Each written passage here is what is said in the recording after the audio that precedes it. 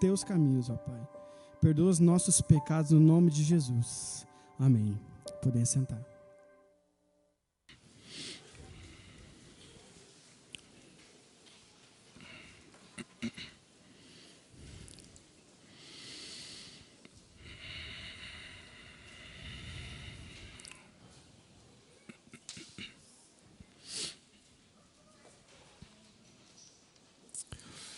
Quero te convidar para abrir a sua Bíblia lá em Ezequiel, capítulo 36. Nós vamos ler do versículo 16 ao versículo de número 38. Ezequiel, capítulo 36, do 16 até o 38. Texto longo, não desanime. Mas eu tenho certeza que Deus quer falar ao seu coração nessa noite. Ezequiel, capítulo 36. Nós vamos ler, queridos, do versículo 16 ao versículo de número 38. Ezequiel 36, do 16 ao 38. A palavra do Senhor diz assim: a palavra do Senhor veio a mim dizendo: filho do homem, quando os da casa de Israel moravam na sua terra, eles a contaminaram com os seus caminhos e as suas ações. Aos meus olhos, o caminho deles era como a impureza da menstruação. Por isso derramei o meu furor sobre eles, por causa do sangue que derramaram sobre a terra e por causa dos seus ídolos com que a contaminaram. Eu os dispersei entre as nações e foram espalhados por outras terras. Segundo os seus caminhos e segundo as suas ações, eu os castiguei. Quando chegaram às nações para onde foram, profanaram o meu santo nome, pois deles se dizia: esse é o povo do Senhor, mas eles tiveram de sair da terra dele. Mas eu tratei de proteger o meu santo nome, que a casa de Israel profanou entre as nações para onde foi. Portanto, diga à casa de Israel: assim diz o Senhor Deus, não é por causa de vocês que eu faço isto, ó casa de Israel, mas pelo meu santo nome que vocês profanaram entre as nações para onde foram. Revelarei a santidade do meu grande nome, que foi profanado entre as nações, o qual vocês profanaram no meio delas. As nações saberão que eu sou o Senhor, diz o Senhor Deus, quando eu manifestar a minha santidade diante delas por meio de vocês. Eu os tirarei do meio das nações, eu os congregarei de todos os países e os trarei de volta para a sua própria terra. Então aspergirei água pura sobre vocês e vocês ficarão purificados. Eu os purificarei de todas as suas impurezas e de todos os seus ídolos. Eu lhes darei um coração novo e porei dentro de vocês um espírito novo. Tirarei de vocês o coração de pedra e lhes darei um coração de carne. Porei dentro de vocês o meu espírito e farei com que andem nos meus estatutos, guardem e observem os meus juízos. Vocês habitarão na terra que eu dei aos seus pais. Vocês serão o meu povo e eu serei o seu Deus. Eu os livrarei de todas as suas impurezas. Farei vir o trigo e o multiplicarei e não trarei fome sobre vocês. Multiplicarei os frutos das árvores e as colheitas do campo, para que vocês nunca mais passem vergonha entre as nações por causa da fome. Então vocês se lembrarão dos seus maus caminhos e das suas ações que não foram boas, e terão nojo de vocês mesmos por causa das suas iniquidades e das suas abominações. Não é por causa de vocês, fique bem entendido, que eu faço isso, diz o Senhor Deus. Fiquem envergonhados e confusos por causa dos seus caminhos, ó casa de Israel. Assim diz o Senhor Deus: no dia em que eu os purificar de todas as suas iniquidades, então farei com que as cidades sejam habitadas e as ruínas sejam reconstruídas. A terra que estava abandonada será cultivada e deixará de ser um lugar abandonado aos olhos de todos os que passam. Então se dirá: essa terra abandonada ficou como o jardim do Éden.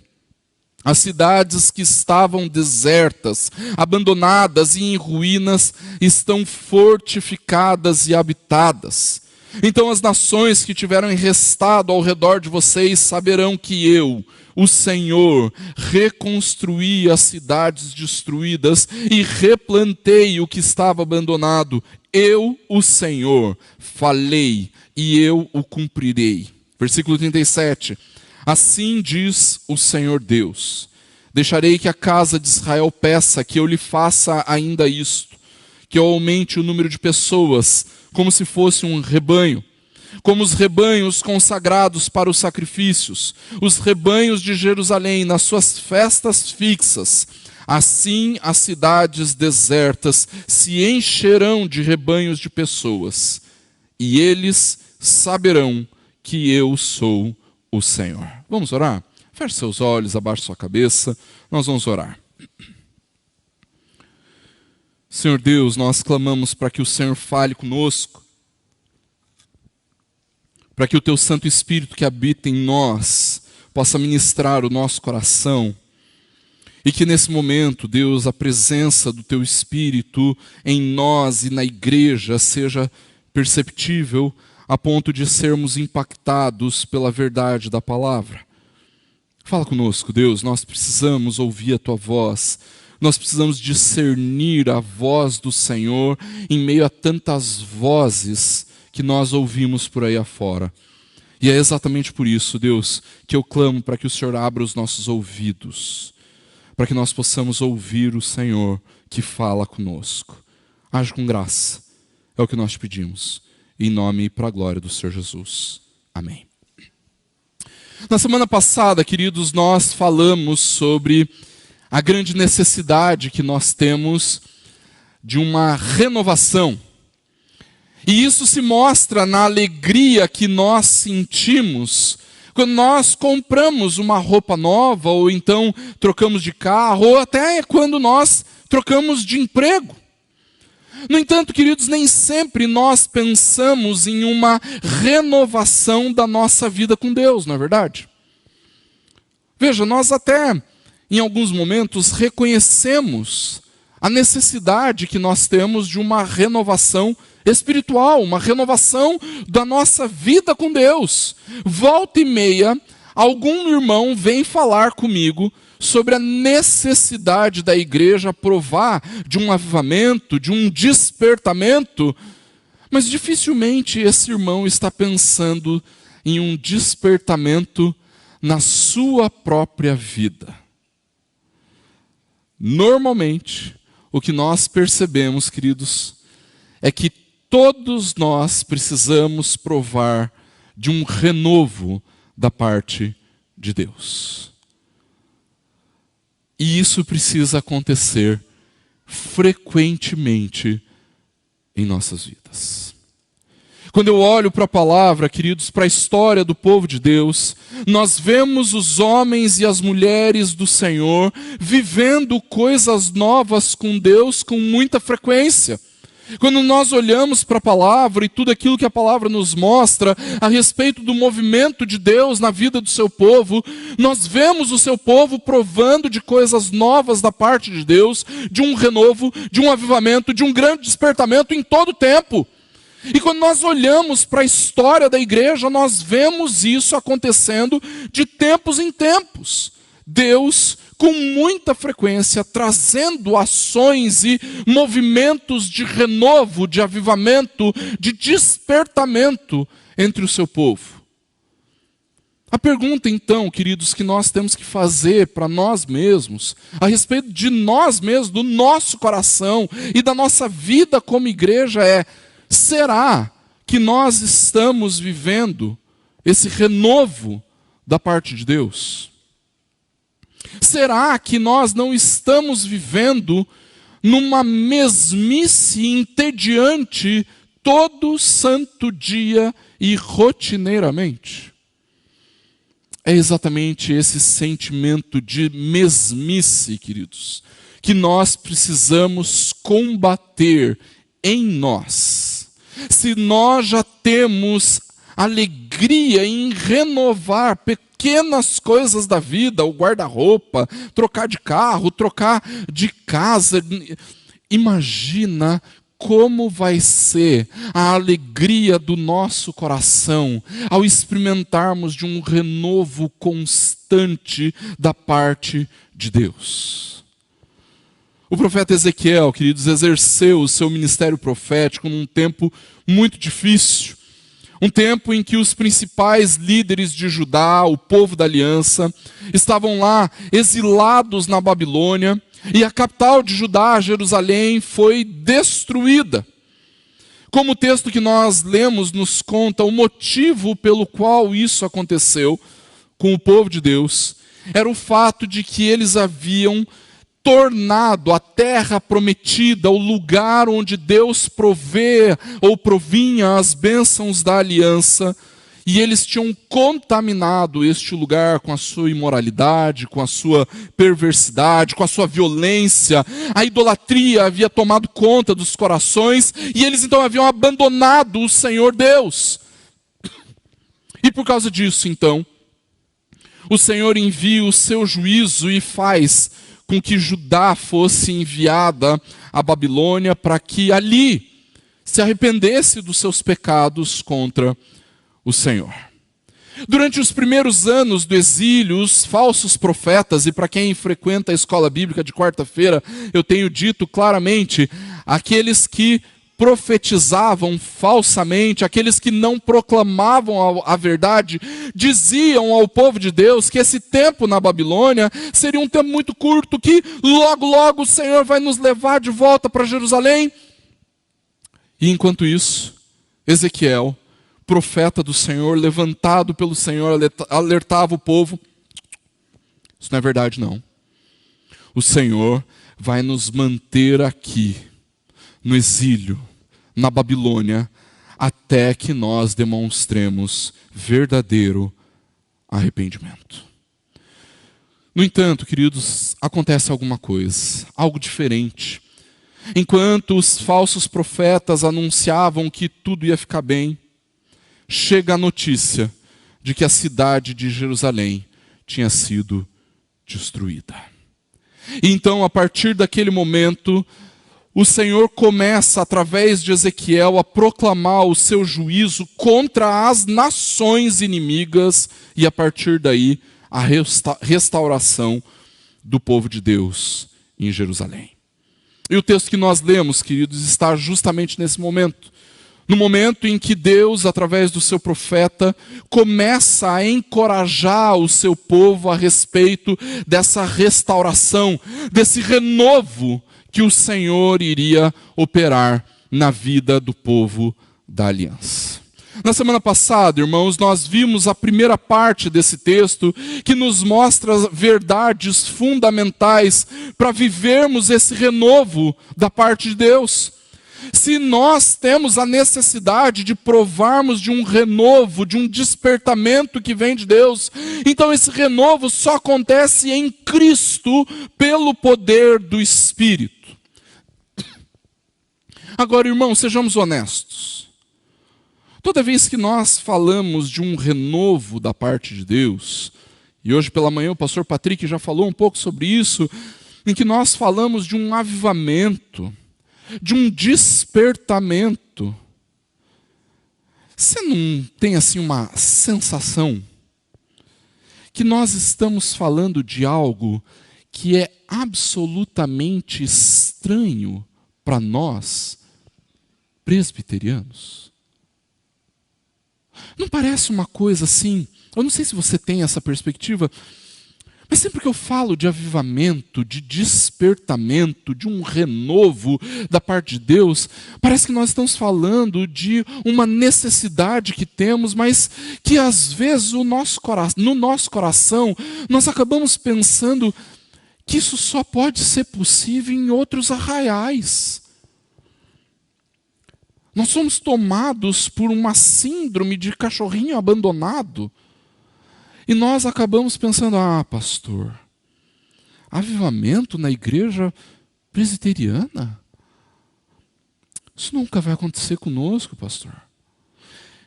Eu acho que isso, deve ser para os nossos irmãos pentecostais, para os nossos irmãos mais carismáticos.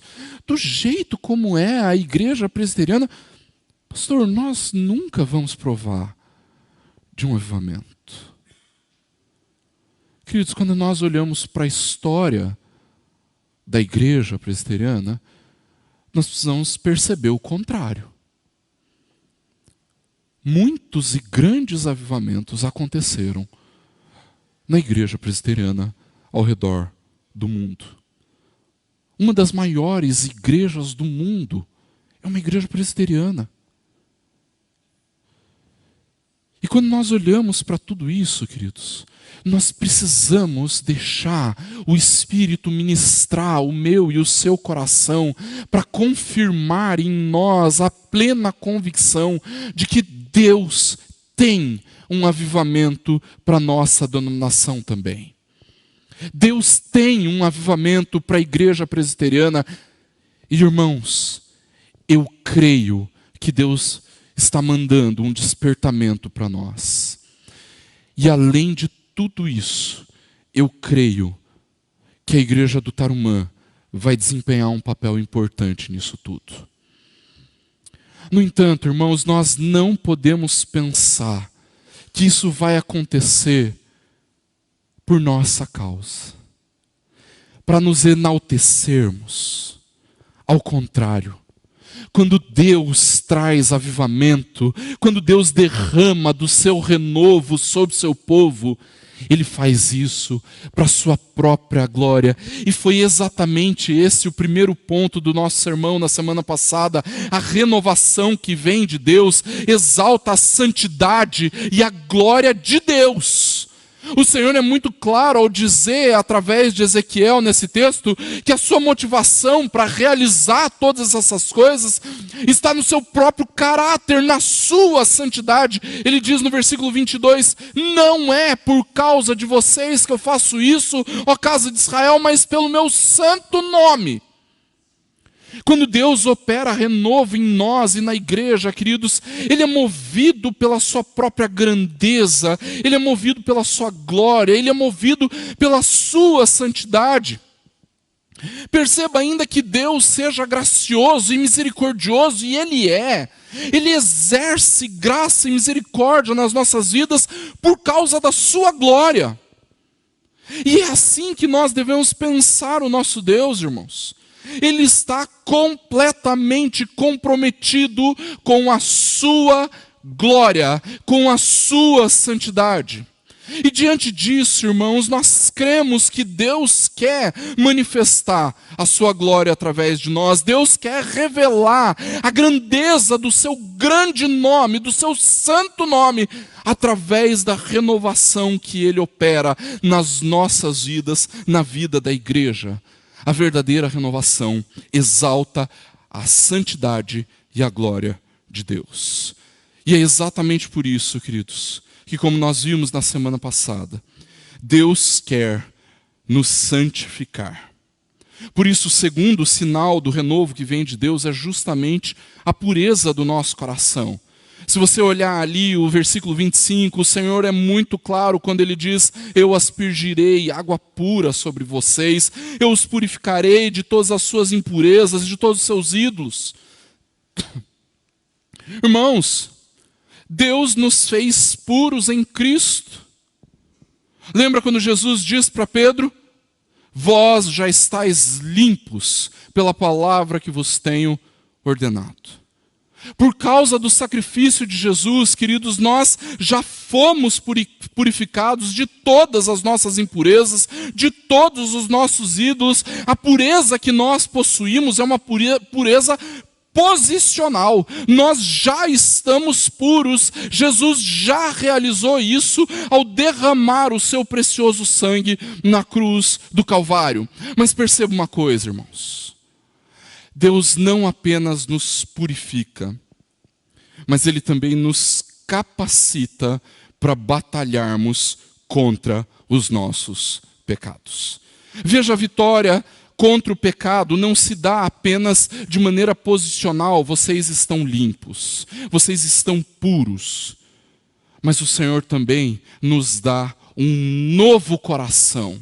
nos dá a presença do seu Espírito para então batalharmos contra os nossos pecados. Não é isso que ele diz nos versículos 26 e 27? Eu lhes darei um coração novo, eu porei dentro de vocês um espírito novo, eu vou tirar de vocês o coração de pedra, colocar um coração de carne, eu vou colocar dentro de vocês o meu espírito. E por causa disso eu farei com que vocês andem nos meus estatutos, guardem e obedeçam os meus mandamentos, os meus juízos. Deus nos deu do seu Espírito, irmãos. E é no Espírito que nós somos capacitados para lutarmos contra os nossos pecados. Veja, irmãos, o Senhor disse que Ele manifestaria a sua santidade em nós. Em nós.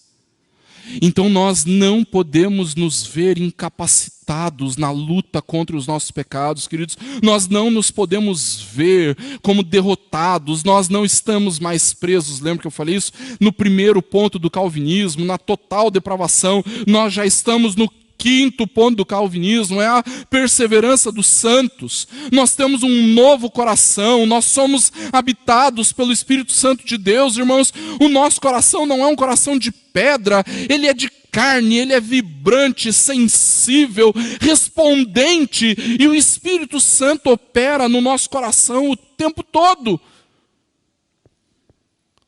O nosso coração não é mais um coração totalmente corrupto pelo pecado, corrompido pelo pecado. Nós temos um novo coração e o Espírito continua a operar em nós para lutarmos contra os nossos pecados. A renovação que vem de Deus nos dá um coração puro e nos faz lutar contra os nossos pecados, e foi assim que nós concluímos na semana passada, queridos. No entanto, queridos, o texto continua.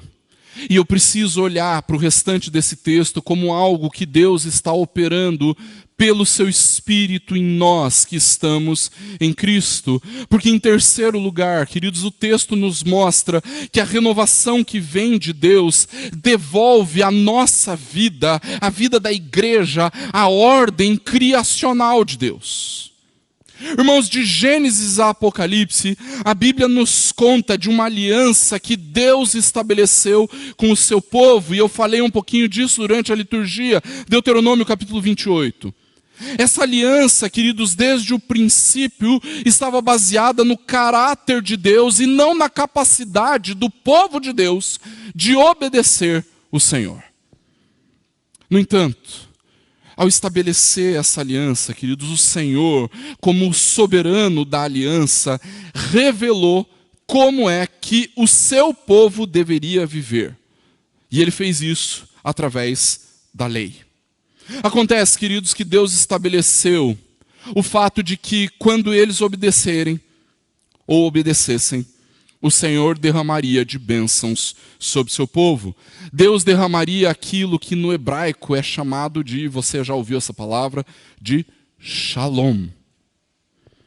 A ideia do Senhor ao pronunciar isso, queridos, é que a realidade do reino, Deus revogaria, na realidade do reino, Deus revogaria todas as maldições do pecado na vida do seu povo, para que nós vivêssemos a paz. Mas não essa paz de ausência de guerra, não essa paz de ausência de violência, mas uma paz de plenitude, uma paz de completude, onde nada nos falta, onde nós percebemos a ação e as maravilhas de Deus sendo operadas o tempo todo. No entanto, se ao contrário, o seu povo vivesse em desobediência, Deus enviaria o seu juízo. E nós sabemos, queridos, que o povo falhou em obedecer à lei, não é verdade? E que com isso recebeu as maldições da aliança. Passou fome, foi desterrado, enviado para o exílio, foi perseguido pelos seus inimigos. Mas veja o que o texto de Ezequiel, versículo 28, nos diz. Vocês habitarão na terra que eu dei aos seus pais. Vocês serão o meu povo, e eu serei o seu Deus. A promessa de renovação, queridos, a promessa de restauração está vinculada para aqueles que ouviram a mensagem de Ezequiel, está vinculada ao retorno do exílio da Babilônia. Veja, se você tiver possibilidade, mas se você prestou atenção na leitura, você vai observar que nos versículos seguintes, Deus também promete a restauração das bênçãos da aliança, é a fertilidade da terra, é a colheita abundante, eles estarão livres da fome, livres das necessidades, e muito mais do que isso, queridos irmãos, todas essas bênçãos, todas essas coisas maravilhosas que Deus derramaria sobre o seu povo, faria com que o seu povo passasse a abominar o seu próprio pecado também. O versículo 31 nos mostra isso. Eles terão nojo do pecado. Veja, irmãos, Deus está falando que quando o povo voltar do exílio da Babilônia, Deus reestabeleceria as bênçãos da aliança na vida deles. No entanto, queridos, quando nós olhamos para aquilo que a Bíblia nos conta, nós descobrimos que o retorno do exílio não trouxe uma renovação plena. Nós sabemos que depois do exílio, Judá nunca voltou a provar da glória dos dias do reinado de Salomão. Se você lê os livros da Bíblia que falam desse período pós-exílico, Esdras, Neemias, Ageu, Zacarias, Malaquias, você vai perceber que o reino nunca mais voltou a ser o mesmo, a ter a mesma glória. Acontece, queridos, que essa aparente miséria, entre aspas, essa limitação da plenitude do reino, a que os judeus ficaram restritos, indicava que o cumprimento pleno dessa promessa ainda estaria por vir. O Senhor estava preparando o seu povo para um reino superior, um reino inaugurado por um rei supremo que traria o reestabelecimento da ordem criacional de Deus, um rei que através do seu reinado demonstraria tanto a santidade de Deus como a reunificação do seu povo. E não é à toa, queridos, que a primeira pregação de Jesus é: arrependam-se, porque está próximo o reino dos céus. Em Jesus, irmãos, Deus está anunciando: o reino chegou. E junto com esse reino, Deus, por intermédio do seu Espírito, começa a trazer plena restauração. Percebe, irmãos, que a promessa de renovação que Deus traz nesse texto é uma renovação tão profunda que a terra que estava destruída e desolada se torna comparável ao jardim do Éden. Não é isso que diz o versículo 35? Dá uma olhadinha. Então se dirá: essa terra abandonada ficou como o jardim do Éden. As cidades que estavam desertas, abandonadas e em ruínas estão fortificadas e habitadas. A promessa de renovação de Deus, queridos, é uma recriação no seu povo. A renovação que Deus opera é tão maravilhosa e tão impactante que ela chega a ser comparada à realidade antes da queda. Perceba, não é só a terra que vai voltar a ser fértil. O Senhor fala do próprio povo provando de fertilidade. Ele vai produzir muita colheita, é verdade, mas até mesmo os sinais culturais da ocupação do povo de Deus começam a aparecer. As cidades que estão desertas passam a ficar habitadas. As ruínas são reconstruídas. A terra devastada vai ser cultivada. Queridos, o que Jesus, por intermédio do seu Espírito, está fazendo em nós é uma recriação. Ele está devolvendo a vida, a nossa vida, na realidade do reino, a ordem criacional. A forma como Deus criou no mundo o reino de Deus é o retorno ao jardim do Éden. Mas isso não diz respeito apenas às coisas criadas, irmãos. Nós não estamos falando apenas da sociedade, da natureza, da cultura. Nós estamos falando da existência humana também, irmãos. Nós, como crentes, somos essa renovação da criação, essa recriação que Deus está operando. Pela presença e pelo poder do Espírito, queridos, nós somos parte dessa recriação também, irmãos. E quando nós estamos cheios do Espírito, irmãos, o Senhor traz renovação para cidades desoladas e em ruínas. Veja bem, existe uma perspectiva da renovação que vem de Deus que só o Senhor pode operar. A nova Jerusalém que desce dos céus. Nós ainda aguardamos com esperança um momento em que essas coisas vão de cumprir plenamente, quando houver novos céus e nova terra. No entanto, queridos, isso não quer dizer que nós, cheios do Espírito, não possamos agir na nossa cultura como um sinal de que o reino de Deus ficou e está plenamente estabelecido em nós. Pelo poder do Espírito, queridos, nós somos chamados para sermos instrumentos de Deus na reconstrução de cidades arruinadas.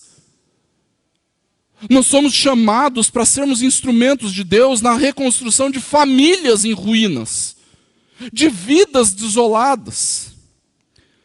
Pelo poder do Espírito em nós, queridos, vidas depressivas serão restauradas. Ansiedade se tornam firme confiança. Enfermidades são curadas. Pelo poder do Espírito, famílias arruinadas são restauradas. Pelo poder do Espírito, morte é transformada em vida. E tudo isso porque a renovação que vem de Deus devolve a nossa vida, a realidade do reino, à ordem criacional. Mas em quarto lugar, irmãos, nós também precisamos perceber que a renovação que vem de Deus traz crescimento e adoração para a comunidade do povo de Deus. Preste bem atenção, a renovação que vem de Deus traz crescimento e adoração para a comunidade do povo de Deus. É o que nos mostram os versículos 37 e 38. A promessa de restauração inclui, queridos irmãos, a vida em comunidade. Nenhum avivamento, nenhum despertamento, nenhum renovo é operado para que nós vivamos sozinhos, queridos. Presta atenção aqui. São só as crianças que estão chegando. Calma, está tudo bem. Não é um incêndio, não é a polícia, só as crianças que estão voltando.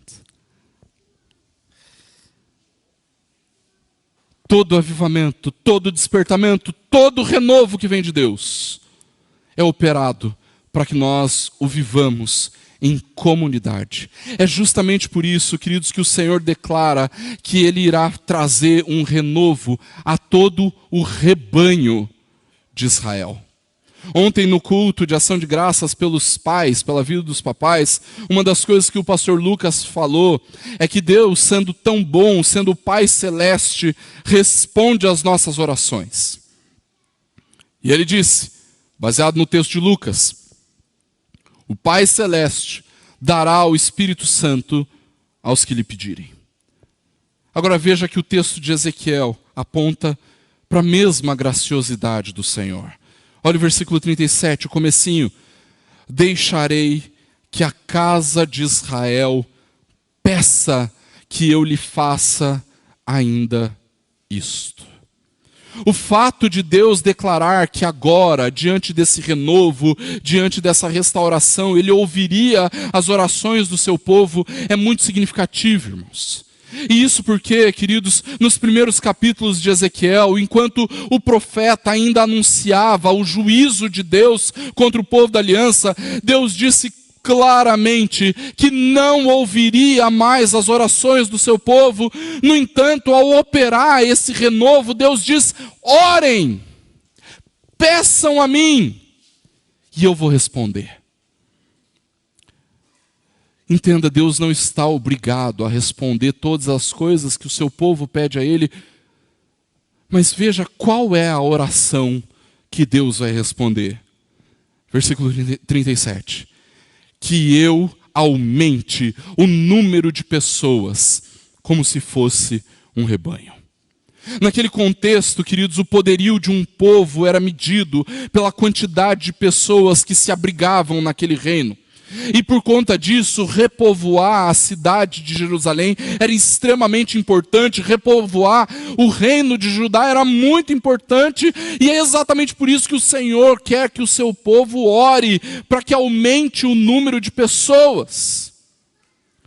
Mas deixa eu te perguntar, honestamente, você tem orado por isso?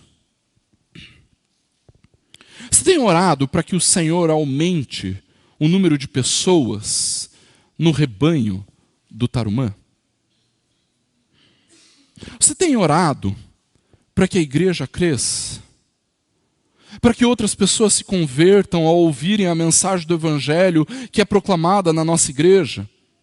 Queridos, eu louvo a Deus pelos irmãos que têm chegado, vindo de outras denominações, e nós temos tantos. São irmãos que vêm das igrejas batistas, assembleias, congregação cristã. Alguns já estão completamente integrados na vida da igreja, membros da igreja, servindo o Senhor com seus dons. Outros ainda estão no processo, estão fazendo a classe de catecúmenos com o presbítero Edgar. E louvado seja o Senhor por esses irmãos. Eu sou muito abençoado pela vida deles. No entanto, queridos, você já se perguntou sobre as conversões? Você não sente falta de gente se convertendo aqui na nossa igreja? Gente que não crê em Jesus e que veio a crer através da proclamação do Evangelho da nossa igreja. Eu vou te falar, eu sinto muita falta. Muita falta. Mas para que isso comece a acontecer, irmãos, nós precisamos lembrar que a evangelização começa no nosso quarto. É no momento em que nós nos humilhamos diante de Deus, clamando pelo seu socorro, pedindo para que Ele aumente o número de pessoas como se fosse um rebanho. No entanto, eu preciso chamar a atenção para um outro detalhe. O texto nos diz que esse rebanho que o Senhor vai fazer aumentar não é um rebanho qualquer. Você reparou nisso?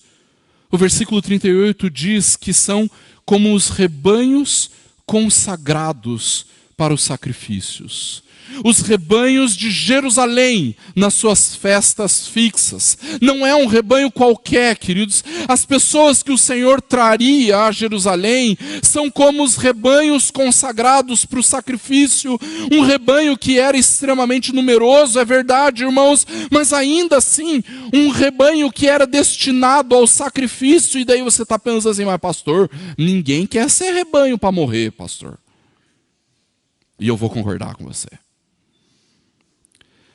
Mas a gente precisa lembrar, queridos, que o sacrifício era a principal ação de adoração em Israel, irmãos. Quando o povo pensava em sacrifício, queridos, ele não estava apenas pensando na morte daquele rebanho como purificação dos pecados, mas eles sabiam que quando o sacerdote sacrificava os rebanhos, eles estavam adorando o Senhor. Veja que o Senhor não faz com que o seu rebanho fique tão somente inchado ou simplesmente inchado. Preste bem atenção, Deus está interessado no crescimento do rebanho, Deus está interessado sim em números, eles são importantes. Se não fossem, Atos não diria 3.000 se converteram, 5.000 se converteram. Se Deus não ligasse para números, essas coisas não estavam relatadas na palavra. No entanto, Ele quer ir além dos números. Deus quer a adoração sendo restaurada. Ele quer ver o seu povo em adoração. E isso consiste num temor gigantesco, na consideração por quem Deus é, numa adoração que é vívida, queridos. Há uns tempos atrás, Um irmão estava começando a frequentar a igreja que eu pastoreava, e eu comecei a notar que ele só chegava na hora da pregação. Eu falei assim, nossa, esse irmão ele é muito ruim de horário, né? Misericórdia. Mas na hora da escola bíblica ele chegava no horário certinho. Eu falei assim, gente, tem alguma coisa errada. E assim, eu fui conversando, e eu incomodado com aquilo, eu não perguntei muito não, sabe? Mas um dia ele disse, pastor, sabe por que eu chego depois do louvor? Porque o que importa no culto é a pregação, né? O que importa é a gente ouvir, afinal, nós cremos na centralidade da palavra. É verdade. Todo o nosso culto é construído para que chegue nesse momento e todos nós estejamos preparados, mas mais do que isso, ávidos para ouvir o Deus que fala conosco. No entanto, queridos, o que importa no culto não é a pregação da palavra. O que importa no culto é a presença de Deus. É o Deus que se faz presente, o motivo pelo qual nós nos reunimos, queridos, e o motivo pelo qual nós valorizamos tanto o momento da pregação da palavra, é porque nós cremos que o Deus que se faz presente vai falar conosco.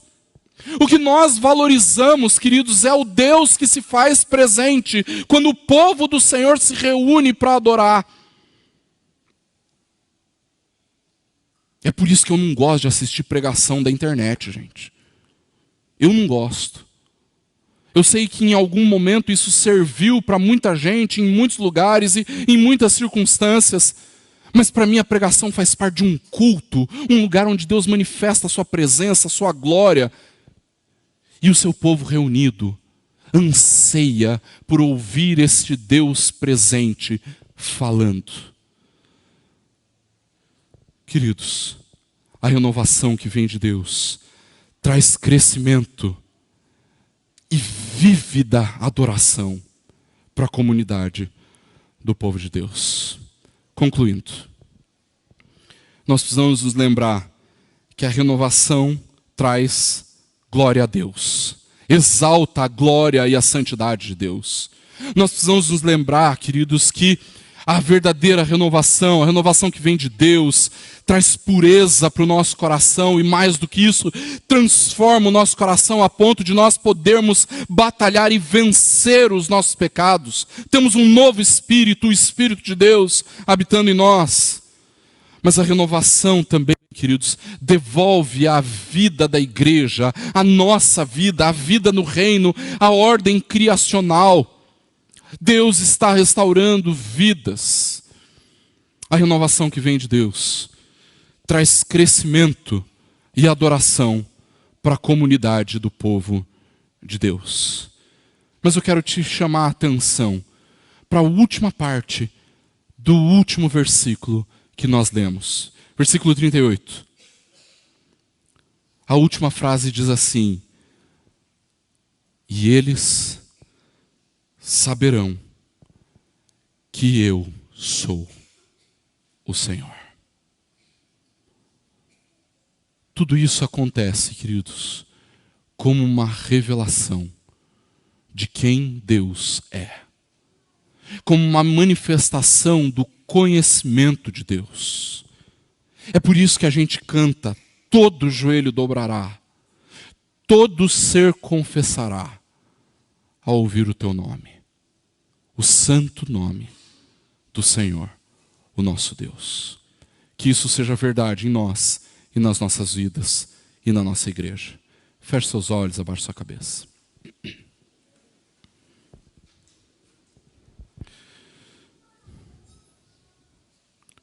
Você pode permanecer com seus olhos fechados, com a sua cabeça abaixada.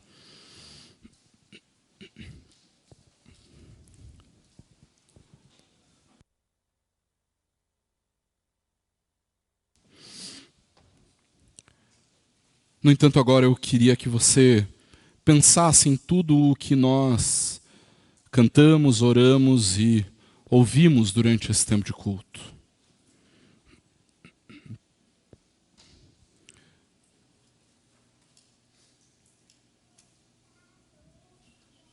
E ao fazer isso, eu queria que você falasse com Deus a respeito disso que você ouviu, foi ministrado, aquilo que você orou, aquilo que você clamou. E pode ser que Deus esteja colocando alguma impressão ao seu coração a respeito daquilo que Deus quis ministrar na nossa vida nessa noite. Perceba, a presença de Deus está aqui. E porque Deus está aqui, queridos, Ele está falando com você, Ele está falando comigo, Ele está ministrando na nossa vida. Não menospreze a impressão que você tem tido aí no seu coração a respeito de tudo isso que você falou. O seu coração não é mais totalmente enganoso, ele não é mais totalmente corrupto, ele não é mais totalmente depravado. O Espírito Santo que habita em você está nesse exato momento falando com você. E é exatamente por isso que eu quero que você responda a isso. E a forma que a gente tem de responder ao Senhor nessa noite é através de uma simples canção que todo mundo conhece, ou que a maior parte de nós conhece. Uma canção que simplesmente clama ao Senhor para que Ele venha nos encher. E eu queria que você respondesse ao Senhor cantando essa canção. Cantando a primeira estrofe e o refrão dessa canção. Vamos fazer isso? Pode ser assentado mesmo, do seu jeito aí. Vamos cantar isso?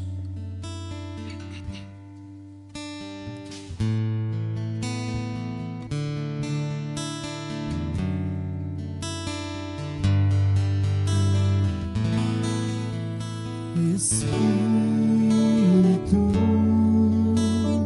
enche a minha vida. Espírito, enche a minha vida. Enche-me do teu poder, pois em ti eu quero ser. Espírito, enche o meu ser. As minhas mãos eu quero levantar e em louvor te adorar. Meu coração eu quero derramar diante do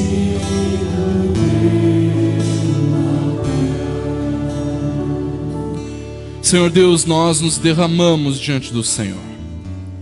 Erguemos as nossas mãos aos céus, porque sabemos que o Senhor é o merecedor da nossa adoração, o Senhor é digno da nossa adoração. E Deus, a presença do Senhor é o que nós mais almejamos em nós, na nossa vida, na nossa família, na nossa igreja. E é exatamente por isso que nós clamamos. Nos enche, Espírito Santo do Senhor. Vem aqui e nos toma para a tua glória. Age, Deus, com graça na minha vida, na vida dos meus irmãos, e que essa renovação da qual a tua palavra fala, Deus, seja verdade em nós também. Que esse despertamento do qual nós vimos ao longo da história da igreja seja efetivamente derramado entre nós, para que todos saibam que o Senhor é Deus. Age com graça, Deus, na nossa vida. Pai, que o Senhor nos despeça em paz, debaixo da tua bondade, debaixo da tua palavra, das tuas promessas. Mas que em tudo isso, Deus, nós possamos provar do Espírito que habita em nós e que quando nós clamamos nos enche do teu poder, da tua presença doce, e que nos move a uma vida de adoração. Age, Pai, na vida dos meus irmãos e irmãs aqui presentes. desde o mais novo ao mais experiente, que o Senhor derrame da tua presença. E que inundados do Senhor, Deus, nós sejamos essa fonte que jorra para a vida eterna. Opera em nós, Pai. É o que nós te pedimos, em nome e para a glória do Senhor Jesus. E agora, irmãos, que a maravilhosa graça de Deus, o nosso Pai, que o amor insondável que nós recebemos do Senhor, da Trindade Santa, e que a presença consoladora do Espírito Santo seja convosco e convosco permaneça. Se você pode, eu quero te convidar, fique de pé, para que assim a bênção do Senhor seja declarada sobre nós, sobre aqueles que creem no nome do Senhor. Que o Senhor os abençoe e os guarde, e o Senhor faça resplandecer o seu rosto sobre vocês e tenha misericórdia de vocês. E que o Senhor sobre vocês levante o seu rosto e lhes dê da sua paz. A bênção de Deus Pai Criador, Filho Redentor e Espírito Santo Consolador seja convosco, hoje e para sempre. Amém.